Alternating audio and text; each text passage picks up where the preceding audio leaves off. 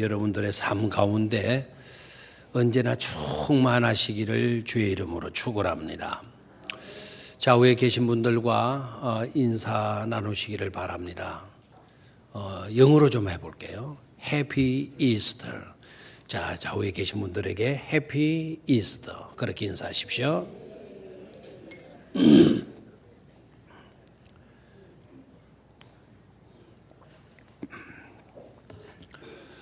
부활의 아침이 밝아왔어요. 역사의 새날이 밝아온 것입니다. 그런데도 사람들은 별로 실감하지 못합니다. 그 이유는 세상의 현상은 그대로였기 때문입니다. 세상은 여느 때나 다를 바가 없어요. 동쪽에서 해가 뜨고 서쪽으로 기울어집니다. 낮에 해가 뜨고 밤에는 달과 별이 뜹니다. 여전히 하늘에는 어제 날던 새가 날고 물속에는 어제도 논일던 물고기들이 논일고 있습니다. 이렇게 드러나는 세상의 현상은 그대로였지만 그러나 부활의 아침은 다릅니다. 삶의 내용과 삶의 의미에 있어서는 엄청나게 달라진 것입니다. 주님을 따르고 주님을 섬기고 주님을 믿는 사람들의 발걸음들은 분주해지기 시작했습니다. 분명히 발걸음은 발걸음이지만 어제의 발걸음과는 너무나도 상이었습니다. 모습도 이전의 모습이 아니었습니다. 사실 그럴 수밖에 없었던 것이죠. 일생일대에 이런 날은 한 번도 없었습니다. 창조 이래 역사가 시작된 이래 이런 날은 한 번도 없었습니다. 그러니까 절대로 여느 때에 그렇고 그런 날이 아니었습니다. 죽었던 예수님이 다시 살아나셨기 때문입니다. 결국 역사의 흐름은 여기서 나눠지게 되었습니다. 죽은 자의 역사와 산자의 역사로 말입니다.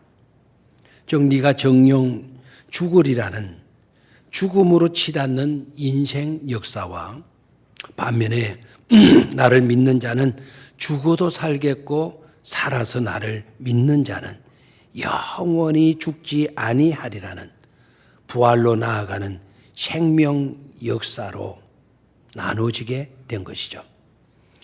그렇다고 지금까지 역사가 없어진 것은 아닙니다. 다만 땅 속으로 흐르던 새로운 생명의 물줄기가 이젠 표면 위로 드러나 흐르게 된 것이다.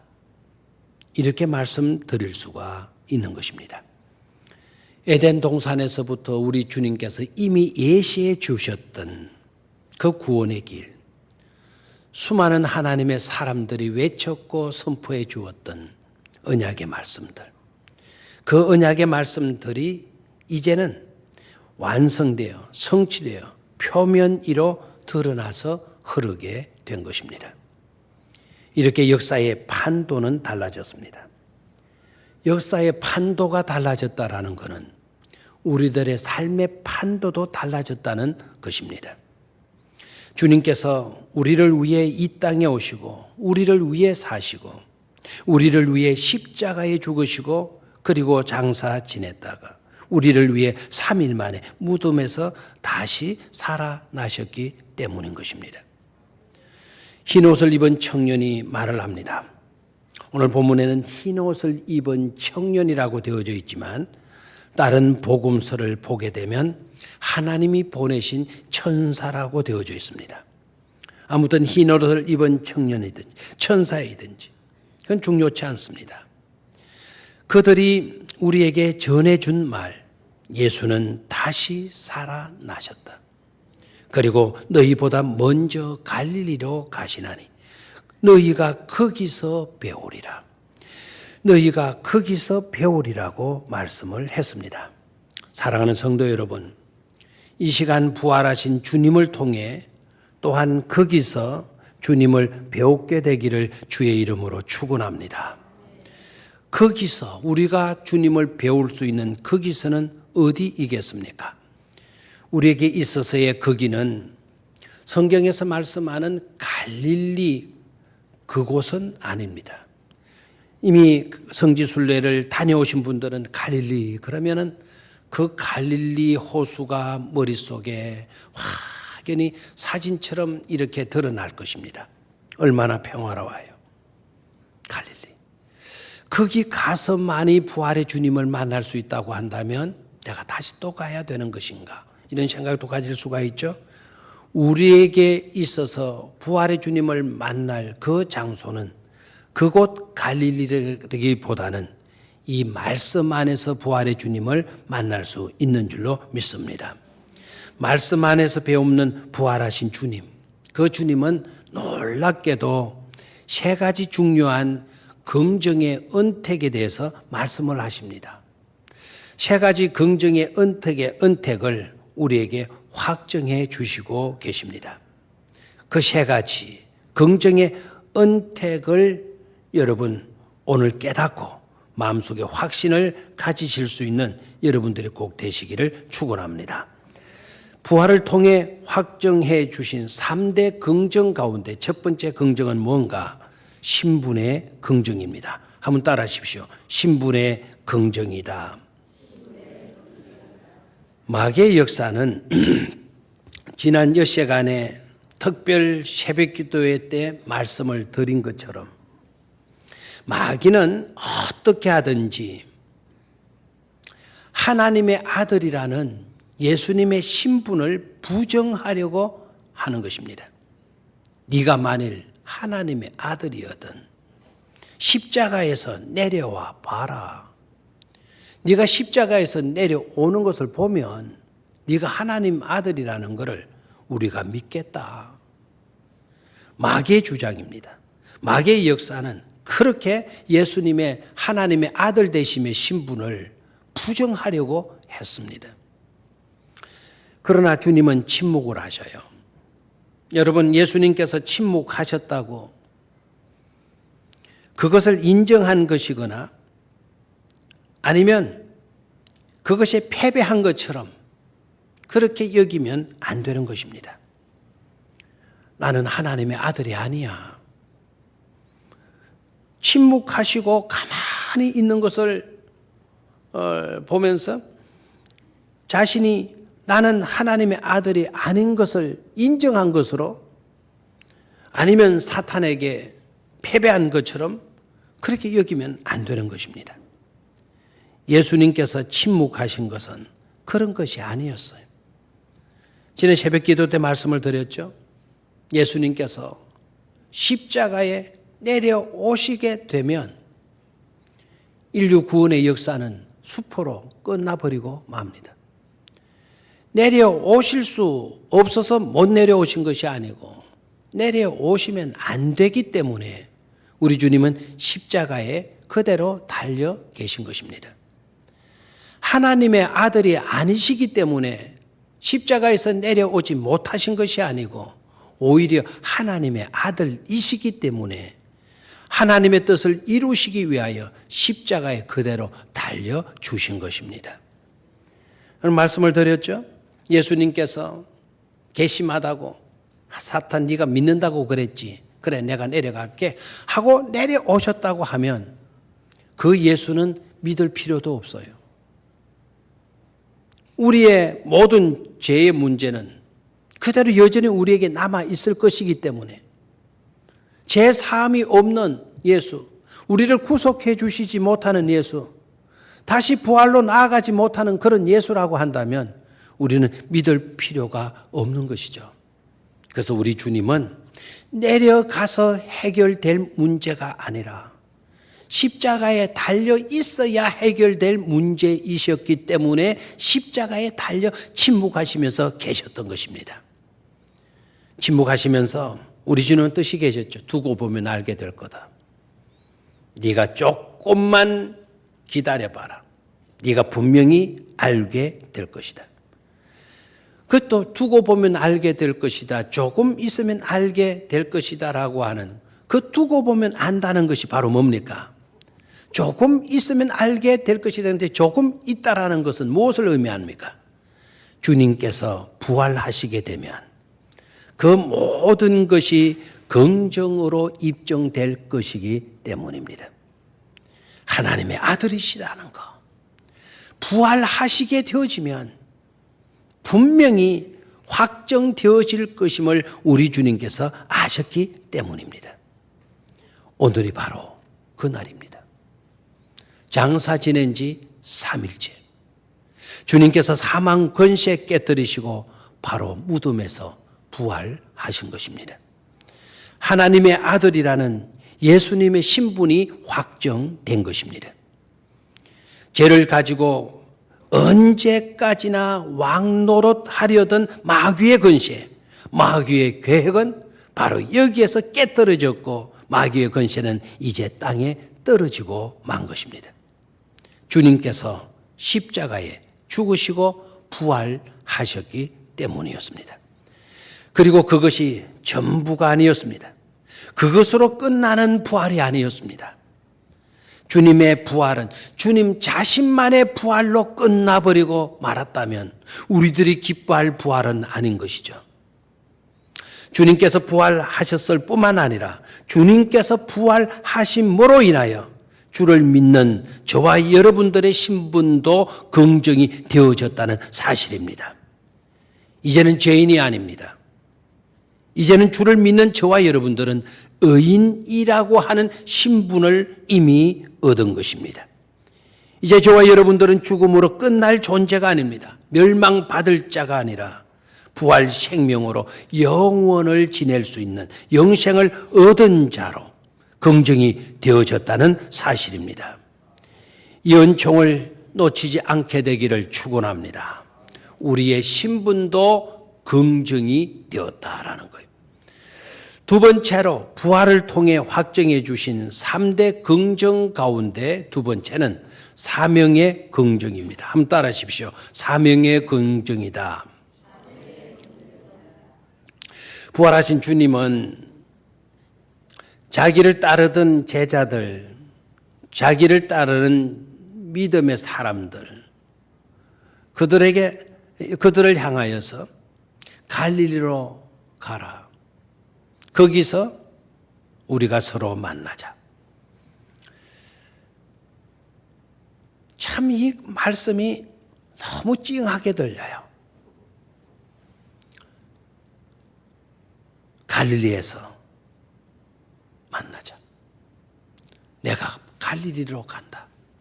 거기서 우리가 다시 만나자. 그 갈릴리가 어떤 곳입니까? 그 갈릴리는 바로 제자들이 사명을 받은 곳이었어요. 사명의 시발지였던 것이죠. 자신을 따르던 여인들과 제자들을 그곳에서 다시 만나 주시는 겁니다. 그리고 그들의 마음들을 다독여 주시면서 부활을 확정시켜 주셨습니다. 그러면서 하시는 말씀, 다시 우리 시작하자. 너 다시 시작해봐. 하나님의 나라를 선포하고 그 나라의 확장을 위해서 이렇게 부활에서부터 다시 출발해 보자는 것이었습니다.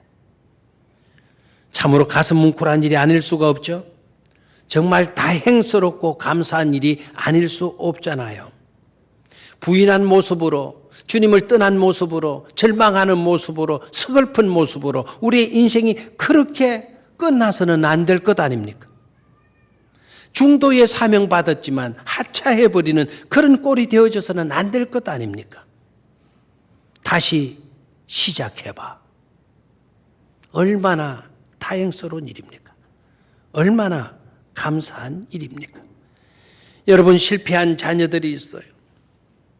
그 자녀들을 향해서 야 이놈의 자식아 너는 이제 끝났다 해주는 부모라면 자격이 없어요. 실패한 자녀라도, 떨어진 자녀라도, 말썽 피우는 자녀라도 다시 시작해보자. 다시 시작해봐. 이렇게 희망을 주고 소망을 줄 수 있는 여러분들이 되셔야 되는 것입니다. 그런데 여러분 다시 시작해 보자 여러분들이 말해가지고는 뾰족한 수가 없을 수가 있어요. 왜? 부모인 여러분들도 한계가 있기 때문에. 그러나 죽음 권세 깨트리시고 사탄의 권세 깨트리시고 사망에서 다시 살아나신 우리 주님은 능력의 주님이시기 때문에 다시 시작해 봐. 우리 다시 시작하자 했을 때에는 의미가 다른 줄로 믿습니다. 그래서 다행스러운 거예요. 그래서 감사한 거예요. 그런데 이상한 생각이 듭니다. 저는 이 말씀을 준비하면서 한편으로는 좀 아쉬운 생각이 들기도 했어요. 하나님의 나라를 선포하고 그 나라를 확장하는 일이라고 한다면, 그래서 다시 시작해 보시고자 하시는 주님의 뜻이었다면 차라리 그럴 바에야 부활하신 주님께서 그 연약한 여자들을 만나고 여자들을 다독일 것이 아니라 예수님을 부인하고 떠나버리고 도망쳐버렸던 그네들을 따독거려 주실 것이 아니라 차라리 부활하신 주님께서 직접 로마 황제를 찾아가는 것이 낫지 않겠는가? 아니면 로마까지 못 가시다 하더라도 이스라엘의 총대, 유대 나라의 총대로 파송되었던, 그리고 자신에게 사형 언도를 내렸던 빌라도 총독을 찾아가는 것이 낫지 않겠는가? 그리고 신성 모독죄로 자기를 걸어서 고발했던 대제사장들이나 가야바나 안나서와 같은 그런 굵직하고 큼직한 분들을 찾아가셔서 봐라, 나를 똑바로 봐라. 이렇게 내가 부활했다. 나를 봐라. 나를 봐. 이렇게 말씀하시면서 자신의 부활을 보여주시면 훨씬 더 좋았겠다 싶은 생각이 들었어요. 오히려 그렇게 했더라면 하나님의 나라가 더 빨리 확장될 수 있지 않았겠는가 하는 그런 아쉬운 생각이 들었습니다. 그러나 곰곰이 더 깊이 생각해 보니까 어디까지나 그것은 나의 생각일 뿐이지 주님의 뜻은 아니더라고요. 가만히 생각해 보니까 그것은 인간적인 계산과 인간적인 지혜에서 나온 그와 같은 것이지 하나님의 지혜는 그런 것이 아니더라고요. 오히려 우리 주님께서 그와 같이 하신 것 때문에 내가 오히려 희망이 있고 나에게 오히려 기쁨이 있고 나에게 오히려 보람된 일이 주어진 것이더라고요. 예수님은 주님을 따르는 우리가 사명자가 되어서 아무것도 아닌 우리로 하여금 부활이 증거되고 하나님의 나라가 확장되기를 원하셨던 것입니다. 그래서 실패자로 부인한 부인자로 도망자로 그렇게 남겨두지 아니하시고 이제 다시 시작해보자. 그 사명을 회복시키시고 힐링해 주시고 계신 것입니다. 요사이 힐링이라고 하는 단어를 굉장히 많이 쓰는데 이 힐링이라는 말은 치유한다, 고친다 그런 뜻이죠. 그런데 이 힐링이라는 말은 육신의 병든 것만을 치유하고 회복시켜 주는 데만 사용되는 것이 아니라 진정한 힐링이라는 것은 사명의 회복까지 나아가야 하는 것입니다. 내가 암이 걸렸습니다. 안 걸린 나를 우리 주님께서 힐링해 주셨을 때에는 암만 치유해 주신 것으로 끝나는 것이 아니라 암을 치료해 주셨을 뿐만 아니라 새 생명 얻은 건강 얻은 내가 해야 할 일들까지 할 수 있도록 회복시켜 주시는 것, 그게 바로 힐링이라는 것입니다. 우리 주님께서는 바로 사명의 회복까지 나아갈 수 있도록 사명자로 끝까지 충성할 수 있도록 사명을 긍정해 주신 것입니다. 그리고 사명자는 사도들이나 제자들에게만, 여인들에게만 제한된 것이 아니었다라는 거죠. 주님께서 사명을 긍정해 주신 이 사건 속에 깊이 들어가서 보게 되면 놀라운 복음적인 진리를 또 깨달을 수가 있어요.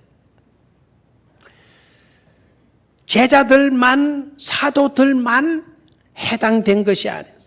여인이든 지난날에 흠이 있든 흠이 없든 그 사람이 여자이건 남자이건 누구나 사명자로 여겨주셨고 그리고 그들에게도 복음을 전하는 사명을 회복시켜 주시고 계셨다는 사실입니다. 이렇게 주님의 부활은 우리 모두에게 사명자가 될 수 있음을 긍정해 주신 은혜로운 영광된 사건이다라는 것입니다. 이것은 말할 수 없는 은혜이며 말할 수 없는 굿 뉴스인 줄로 믿습니다. 마지막 세 번째로는 부활을 통해 확정해 주신 3대 긍정 가운데 마지막 삶의 긍정입니다. 한번 따라 하십시오. 삶의 긍정이다. 여러분, 삶이라는 것은 어떤 것일까요? 삶이라고 하는 것은 곧 관계적 삶입니다. 내가 살고 있다라는 것은 누구와 관계하면서 살고 있다라는 거예요. 관계성 속에 살고 있는 것이지 내 독단으로 살고 있는 것은 아닌 것입니다. 우리 주님, 부활하신 주님께서 삶을 긍정해 주셨다라는 것은 삶의 관계성을 긍정해 주셨다라는 것입니다. 부활 사건은 분명히 열림의 사건이에요. 무덤 문이 열려서 죽은 자가 살아나오는 것. 그게 부활 사건이에요. 그러나 무덤 문만이 열린 것이 부활 사건만은 아닙니다. 성경을 보게 되면 눈이 열려요. 6절과 9절. 입이 열려요. 7절과 10절. 귀가 열려요. 11절. 그리고 닫힌 마음의 문도 열려요. 11절입니다.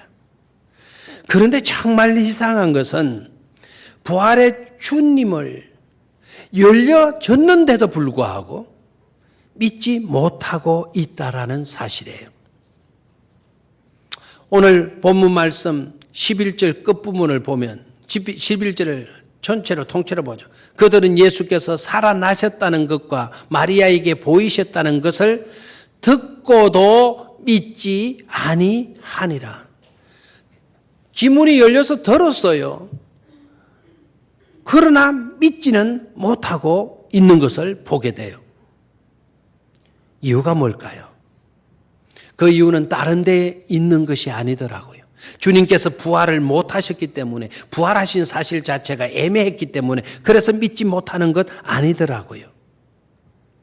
그 이유는 자신의 가치관 때문에, 세속에 물들어 있는 그 가치관 때문에, 세상 썩어질 것에 오염되어진 그 가치관 때문에 믿지 못하고 있는 거예요.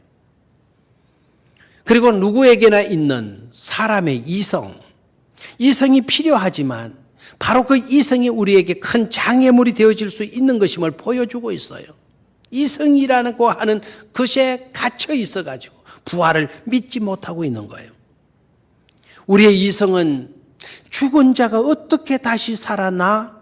이게 우리의 이성입니다.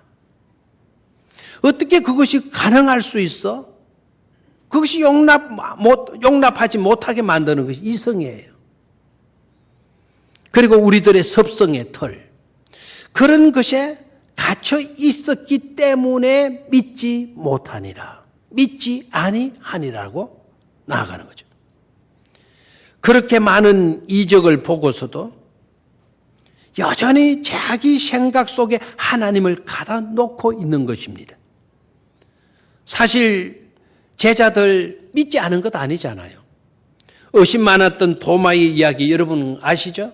나는 절대로 너네들이 무슨 말을 하든지 나는 믿지 않을 거다. 내 눈으로 직접 보고 내 손으로 만져보지 아니하고서는 나는 못 믿는다. 그런 도마임에도 불구하고 우리 주님은 도마를 찾아가셔서 도마야 부르시고 내가 부활한 주다. 네 손을 내밀어 내 못자국에 넣어봐라. 그리고 믿음 없는 자가 되지 말고 믿는 자가 되라고.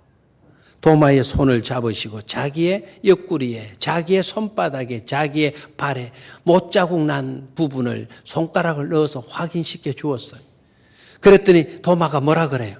주는 그리스도시요 살아계신 하나님의 아들이십니다. 말하지 않았어요? 근데 제자들이 믿어요. 도마도 믿었어요. 의심 많았던 도마도 믿었어요. 오늘 부활의 사건에서 마지막 내용에 40일 동안 부활하신 주님이 활동하셨는데 끝부분에 해당되는 말씀이에요. 믿지 아니하니라. 믿는데 왜 믿지 않는다고 그러셨냐? 여러분, 여기에서 진리를 깨달아야 돼요. 믿는데 그 믿음은 자기의 이성 안에 들어와 있는 믿음입니다. 자기 이성으로 이해가 되어졌을 때 믿는 믿음이었습니다. 다시 말하면 자기 기분이 좋으면 하나님도 계시는 거예요. 하나님도 좋으신 분이에요. 그런데 자기 일이 꼬이게 되어지거나 기분이 나쁘게 되게 되거나 고달픈 나날이 연속되어지게 되면 하나님은 안 계신다. 하나님이 계시더라도 떠나 계신다. 그리고 하나님도 좋으신 분은 아니다. 좋으신 분이 아닐 때도 하나님은 있다. 이런 식으로 하나님을 믿는 것이죠. 자기 이성에 맞으면 하나님도 옳은 분이고 자기 이성에 맞지 않으면 하나님도 잘못하시는 것으로 판단을 하는 겁니다. 자기가 알고 있는 하나님, 자기 머리로 이해되어지는 하나님, 거기까지만 믿는 거예요. 그게 하나님의 전부입니다. 그 이상의 하나님의 영역을 절대로 인정하지 못합니다. 바로 이게 심각한 문제이잖아요. 내가 알지 못했다고 해서, 내가 느껴지지 않는다고 해서 하나님이 안 계시는 것입니까? 내가 모른다고 해서 하나님이 안 계시는 것입니까? 그런데도 나의 이성과 나의 지성에, 나의 경험에 모든 것을 한하고 있다라는 거예요. 이게 심각한 문제입니다. 이게 깨어지지 않으면 안 될 요소인 것이죠. 주님께서 부활하신 후 왜 일일이 제자들을 찾아다니시면서 그들을 만나시고 그들을 다독여 주시고 계시는 것입니까? 바로 그것들을 깨트리는 작업을 하시기 위함인 것이죠. 그리고 제자들은 마리아의 증언도 믿지 못한다고 되어져 있어요. 다시 한번 11절을 볼까요? 시작.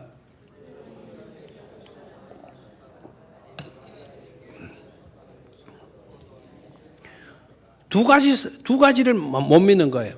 예수께서 살아나셨다는 그 사실 자체를 못 믿고, 그리고 하나는 뭡니까? 마리아에게 보이셨다라는 것을 듣고도 믿지 아니하니라. 듣고도 믿지 아니하니라. 왜 듣고도 믿지 아니했을까요? 자, 9절을 보면 막달라 마리아에게 먼저 보이시니 10절에 마리아가 가서 예수와 함께하던 사람들이 슬퍼하고 울고 있는 중에 이 일을 뭐 했습니까? 알려주었어요. 우리 주님이 부활하셨다라는 거, 부활하신 주님을 자기가 보았다라는 거, 이걸 말해 주었는데도 그들은 듣고도 뭐 하지 않았다? 믿지 아니하니라 그랬어요. 왜 믿지 못하는 걸까요? 바로 이것은 차별의식 때문이었어요. 다시 한번 뭐 때문이었다? 차별의식 때문이었어요. 너 같은 여자가, 너 같은 죄인이 뭔데 네가 부활하신 주님을 만났다고 그러느냐? 네가 뭐 그런 말 한다고 우리가 믿을 것 같으냐? 바로 그것 때문에 믿지 아니하는 거예요. 문제는 바로 뭐라고요? 차별의식 때문이라는 거예요. 여러분, 마리아가 어떤 여자인 줄 아시죠? 이 막달라 마리아 기준해 봅니다. 이 세상에서 가장 욕심이 많았던 여자. 그렇죠. 뭐 이미 해답을 다 가르쳐줘. 막달라 마리아. 막 보는 데는 마구제비로 달라고만 했던 여자, 막달라 마리아. 이 여자가 어떤 여자였습니까? 7 귀신이 들렸던 여자라고 마가복음에 소개하고 있어요. 다른 복음서에서는 이 여자는 창기였다고 되어져 있어요. 7 귀신이 들렸던 니까짓 게 뭔데? 아이고, 창녀로 놀아놨던 네가 뭐 부활의 주님을 만났다고? 네가 그렇게 말한다고 우리가 믿을 것 같으냐? 이 차별의식 때문에 그래요. 우리는 너보다 뛰어나다. 부활하신 주님이 오셨다면 너부터 만날 거지. 우리부터 만났을 거다.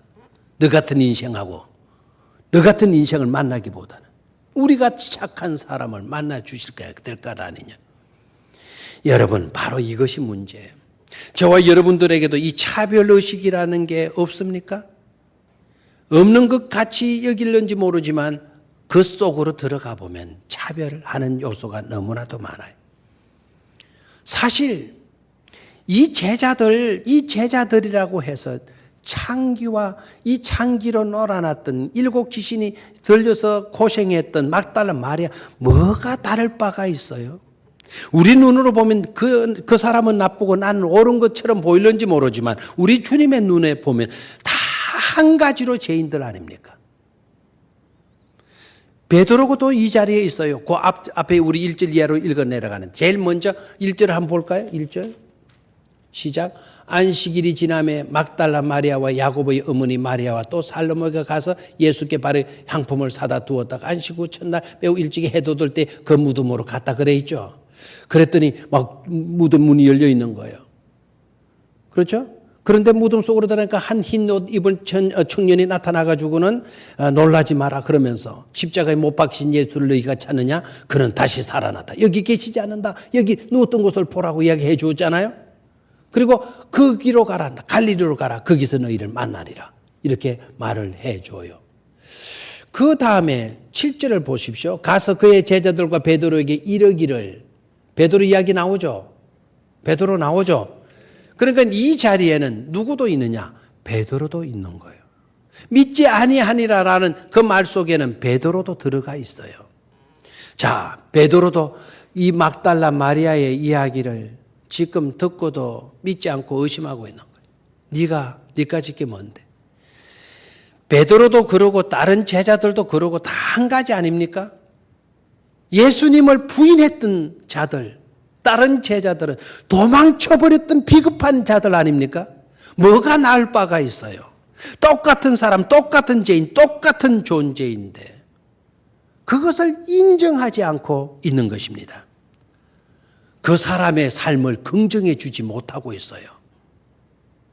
그러나 우리 주님은 어떻게 하시고 있습니까? 부활하신 주님은 저들의 삶을 긍정하시고 계신다는 점이에요. 잘난 자건 못난 자건 차별이 없어요. 남자건 여자건 차별이 없어요. 지난날 선하게 살았느냐 좋지 않게 살았느냐 그것으로 차별하지 않았어요. 주님 보시기엔 하나같이 다 죄인이고 하나같이 다 은혜 받을 사람들이고 하나같이 다 사명자가 될 사람으로 보아주시고 계신다는 사실입니다. 부활하신 주님은 지난 날로 기준 삼지 않으셔요. 부활하신 주님은 지금 주님을 믿고 따르는 것, 주님을 네가 지금 믿고 있느냐, 나를 따르고자 하느냐 라는 것으로만 기준 삼으시는 것을 깨달을 수가 있어요. 그래서 결국 그들을 다독여 주시면서 부활 신앙을 갖게 하신 것입니다. 그러기에 부활은 온 인류에게, 그러기에 부활은 온 죄인들에게 미치는 큰 영광이요 은혜가 아닐 수 없는 줄 믿습니다. 죄인된 우리에게 미치는 긍정의 희망이 아닐 수가 없다는 이 사실을 깨닫고 이러한 부활에서 보여주신 긍정의 은총이, 삶의 긍정의 은총이 여러분들의 삶 가운데 늘 충만하시기를 주의 이름으로 축원합니다. 하나님 아버지, 우리를 위해서 우리 때문에 이 땅에 오시고 우리를 위해서 이 땅에서 사시고 우리를 위하여 십자가에 피 흘려 죽으시고 우리를 위해서 무덤에 장사 지낸 바 되었다가 우리를 위해서 또한 부활하여 주심에 감사를 드립니다. 우리로 하여금 죽음으로 끝나는 죽음으로 치닫는 인생 되지 않게 하시고 영원한 생명으로 나아갈 수 있도록 은혜 주시기 위하여 우리 주님은 다시 사신 줄 믿습니다. 우리 병영교회에 속한 우리 모든 가족들 부활의 산 믿음의 소유자가 되게 하여 주시옵시고 부활 생명 가지고 나아가서 하나님의 나라 선포하고 이 부활의 복음을 전파하는 복된 사명자로서의 주의 백성들 되게 하여 주시옵소서. 주 예수 그리스도의 이름으로 기도드리옵나이다. 아멘.